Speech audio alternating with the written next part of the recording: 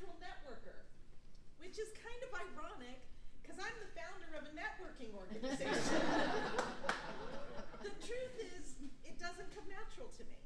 And when I first started in this business about 15 or so years ago, I was going to events like the one we're going to have tomorrow, and I was giving my cards out, and then I would leave, and I'd be like, oh, that was fine, that was good. That was me networking.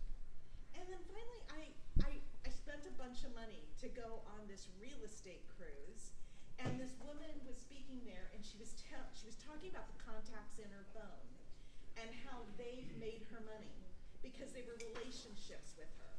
And I was like, I'm not really making relationships, right? I was just gathering cards, and I wasn't really connecting. And so while I was on that cruise, I decided I'm going to meet everybody on this real estate cruise. And at the end of the cruise, the guy who put it on said, Deborah, I have seen you at our club for about a year, and I never really knew you. You were like a wallflower in the back. And it was so great to get to know you, right?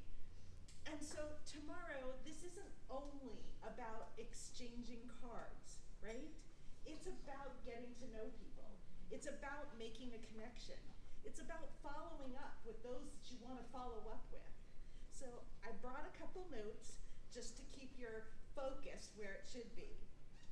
So I'm going to invite you to do a few things a little differently. Don't just exchange business cards, exchange stories. Don't just talk about what you do, talk about why you do it. And don't just look for customers, look for collaborators, right?